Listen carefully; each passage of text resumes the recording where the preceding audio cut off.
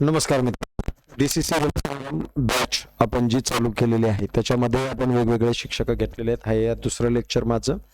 तर आपण या दुसऱ्या लेक्चरमध्ये वर्ल्ड बँकिंग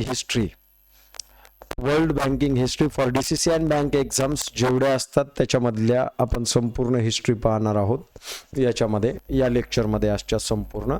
आणि याच्यावरती काही वस्तुनिष्ठ प्रश्न पण मी विचारणार आहे, तर त्या प्रश्नांची उत्तरं तुम्हाला नंतर द्यायची आहेत. ओके, तर चालू करूयात आपण आपल्या लेक्चरला, की जो इतिहास आहे बँकिंगचा तो इतिहास आपल्याला संपूर्ण समजून घ्यायचा आहे. World banking history for DCC and banking exam Marathi मधून पण आहे हे संपूर्ण. ओके, काही पार्ट इंग्लिश मध्ये होईल, काही पार्ट मराठीतून होईल. प्रस्तावना आपल्याला घ्यायची, बँकिंगचा इतिहास. बँकिंग म्हणजे पैसे सुरक्षित ठेवणे व कर्ज देणे. म्हणजे याला कॉमर्स मधल्या मुलांनी कोणत्या पद्धतीने शिकलेलं आहे? Accepting deposit from public and payable or pay on demand, किंवा बिल्स रिसिवेबल असेल, किंवा बिअरर चेक असेल, किंवा चेक दिला असेल कोणाला, तर हे इन्स्ट्रक्शन दिल्यानुसार तुम्ही त्यांना पैसे देऊन टाका म्हणून सांगण्यात येतात. किंवा पे ऑन सेल्फ विथड्रॉवल स्लिप असेल, त्या बेसिसवरती जरी काढला असेल त्यांनी, तर त्याच्यावरती त्यांना पैसे देणं म्हणजे accepting deposit from public and giving loan to others. Public कडून डिपॉझिट घ्यायचं आणि लोन द्यायचं, हे मेन बँकिंगचं वैशिष्ट्य म्हणजे त्याच्यामध्ये बँकिंगचे कार्य म्हणू शकतो. आपल्याला याच्यामध्ये पाहायचं जगातील बँकिंगचा इतिहास हजारो वर्षांचा आहे. जसं बघायला गेलं इसवी सन म्हणजे एनॉडॉमीच्या पिरियड पासून आलेला आहे हा BC. ओके, तर त्याच्यानंतर एनॉडॉमी मध्ये किंवा त्याच्यापूर्वी इसवी सन पूर्व आणि इसवी सन नंतर मग याच्यामध्ये प्रकार पडत गेलेले. तर ते आपण प्राचीन काळामध्ये, मध्ययुगीन काळामध्ये आणि आधुनिक काळामध्ये कशा प्रकारे बँकिंगचा हा झालेला आहे पार्ट. पण आपण याच्यामध्ये कव्हर करत असताना लेक्चरमध्ये संपूर्ण टॉपिक कव्हर करत आहोत. आपण जे बुकमध्ये एखाद्या विशिष्ट बुकमध्ये जेवढा दिलेला आहे तो नाही, सर्व कंटेंट आपल्याला यूज करायचं आहे, कारण ते फक्त एखाद्याच बुक मधला प्रश्न विचारतील असं नाहीये. ओके, तर याच्यामध्ये आपल्याला पाहत असताना संपूर्ण इतिहास आपण 1 by 1 ह्या हिस्ट्रीमध्ये पाहणार आहोत याच्यातला. तर डीसीसी बँकिंग परीक्षेसाठी अत्यंत महत्वाचा विषय बँकिंग हा आहे. प्राचीन काळातली बँकिंग. तर इसवी सन पूर्व 2000 मध्ये बॉबिलॉन जे लोक होते ते लोक मंदिरामध्ये किंवा राजवाड्यामध्ये धनसाठा करायचे आणि तिथून ते पैसा जो व्याजाने देणं असेल किंवा व्याज संकल्पना ही तिथून आलेली आहे. जगातलं 8वं आश्चर्य जर म्हटलं तर आपण जे म्हणतो कंपाऊंड इंटरेस्ट, या कंपाऊंड इंटरेस्ट बेसिस वरती आपण 8वं आश्चर्य म्हणतो. ते तुम्हाला प्राध्यापक डंबे सर जे आहेत ते त्यांच्या लेक्चरमध्ये तर सांगतीलच, मॅथच्या लेक्चरमध्ये. ओके, क्वांटच्या. तर इसवी सन पूर्व 2000 मध्ये बॉबिलॉन या शहरामध्ये किंवा या लोकांच्या प्रजातीमध्ये या प्रकारच्या गोष्टी चालत होत्या. त्याच्यानंतर मंदिरं आणि राजवाडे हे तिथं ठेवण्याचं साधन पकडलं जात होतं.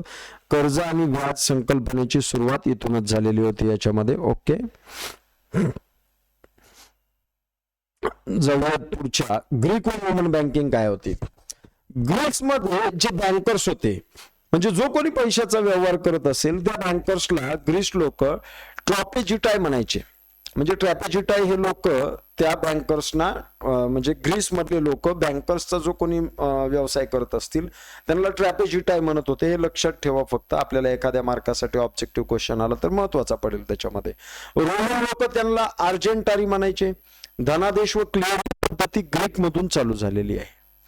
धनादेश असेल म्हणजे चेक असेल आणि तो क्लिअर करणं हे ग्रीक मधून चालू झालेली पद्धती आहे. ओके, रोमन आणि ग्रीक या ठिकाणाहून. मध्ययुगीन बँकिंग पाहूयात आपण. बँको, जसं की बँक या शब्दाची उत्पत्ती कुठून झाली? बँक हा शब्द कुठून आला तर बँको. बँको हा इटालियन वर्ड होता. बँको हा कोणता वर्ड होता? इटालियन वर्ड होता. ह्या बँको इटालियन वर्ड पासून आलेली. हुंडी म्हणजे बिल ऑफ एक्सचेंज. वेगवेगळ्या भाषेत त्याला वेगवेगळ्या ठिकाणची लोक त्याला संबोधत असतात.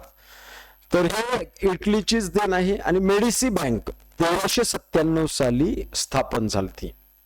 Medici bank. मी जेवढे शब्द सांगतो तेवढे शब्द लक्षात ठेवा व्यवस्थित. बँक या शब्दाची उत्पत्ती इटालियन बँको या वर्ड पासून झालेली आहे. बँको BANCO याचा अर्थ येतो बेंच. एखाद्या बेंचवरती पैसे घेऊन, टेबलवरती पैसे घेऊन बसलेले जे लोक असतात, त्या बेंचवरच्या जे पैसे घेऊन बसलेल्या लोकांनी व्यवहार केलेले होते त्या बँकोपासून, इटालियन वर्ड बँको, बँकोचा अर्थच होतो बेंच, तर याच्यावरती जो पैशाचा व्यवहार केला झाला त्याच्यानंतर त्या शब्दाला बँक हा शब्द इंग्लिशमध्ये घेण्यात आला. आधुनिक व केंद्रीय bank, bank of Venice 1157, bank of Sweden 1667 आणि बँक ऑफ इंग्लंड 1694. असा जागतिक बँकेचा इतिहास आहे. पुढच्या लेक्चरमध्ये आपण भारतीय बँकेचा इतिहास पाहणार आहोत.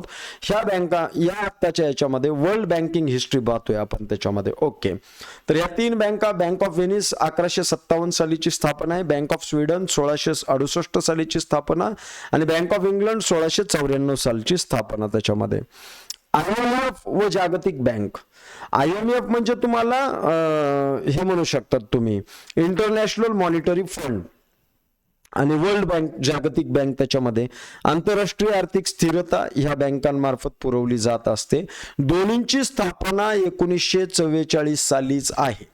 दोन्ही बँकांची स्थापना 1944 सालीच झालेली आहे. याच्यामध्ये डिजिटल बँकिंग युग, आता जे यूज करतो आपण, इंटरनेट असेल, टॅपिंग करणं असेल फक्त, किंवा आपण जे म्हणतो की कार्ड स्क्रॅच करणं त्याच्यामधून, ओके, स्वॅप करणं कार्ड, मोबाईल बँकिंग असेल, तुम्ही UPI मार्फत पेमेंट करत असताल, फिनटेक व AI ची पद्धती वापरली जात असेल, हे सगळे डिजिटल बँकिंग आणि अलीकडच्या काळामधल्या बँकिंगची सिस्टीम झाली. याच बेसिसवर DCC परीक्षेसाठी तुम्हाला जे महत्वाचे मुद्दे वरी जे वापरले होते मी तुम्हाला, पहिली केंद्रीय बँक कोणती होती तर ती स्वीडन होती. केंद्रीय बँक, सेंट्रल बँक म्हणजे जी गव्हर्नमेंटसाठी काम करते, तर ती स्वीडन मध्ये होती. आधुनिक बँकिंग पद्धती कुठून डेव्हलप झाली? इटलीमधून झाली. IMF वर्ल्ड बँक कुठून होती? 1944. कधी एस्टॅब्लिश झाली? ते 1944 साली एस्टॅब्लिश झालेली होती. याच बेसिसवरती मी तुमच्यासाठी 5 वस्तुनिष्ठ प्रश्न काढलेले आहेत. तो प्रश्न मी वाचून दाखवेल आणि तुम्हाला त्याचं उत्तर द्यायचं आहे. मी थोडस दुसऱ्या बाजूला सरकतो.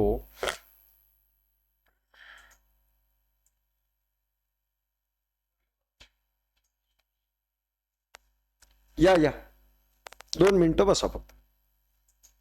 या की. तर जगातील पहिली आधुनिक बँक कोणती मानली जाते? याचं उत्तर तुम्ही द्यायचंय त्याच्यामध्ये. ओके, प्रश्न आहे, कमेंट मध्ये द्या याचं उत्तर. जगातील पहिली आधुनिक बँक म्हणतोय मी, कोणती बँक म्हणतोय? आधुनिक बँक कोणती मानली जाते? ओके, त्याच्यानंतर ऑप्शन दिले 4: Bank of England, Bank of Sweden, Bank of Venice and Bank of Amsterdam.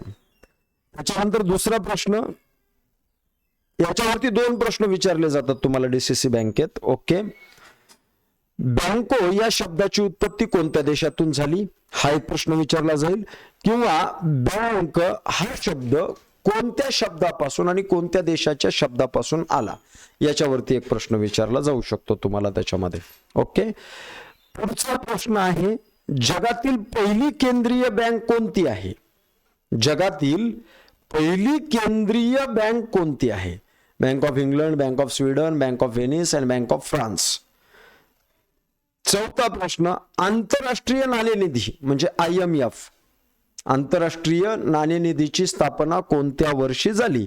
1930, 1942, 1944, 1950. त्याच्यानंतर ग्रीक काळात बँकर्सना कोणत्या नावाने ओळखले जात होते? हा 5वा आणि शेवटचा प्रश्न. ग्रीक काळामध्ये बँकर्सना कोणत्या नावाने ओळखले जात होते? हे 4 ऑप्शन आहेत: अर्जेंटारी, मेडिसी, ट्रॉपेझिटाय आणि बँको. तर याची उत्तर द्या. बाकीची आपण इंडियन बँकिंगची हिस्ट्री ही नेक्स्ट लेक्चरमध्ये पाहणार आहोत. आजचं लेक्चर इथेच थांबूयात. धन्यवाद. ज्या मुलांनी ऑनलाईन लेक्चर जॉईन केलेले नाहीत आणखीन, त्यांनी लवकरात लवकर जॉईन करा. परंतु त्याच्यामध्ये जे अटीत बसतायत 21 ते 30 आणि 60% अबो, ह्याच मुलांनी जॉईन करा. धन्यवाद.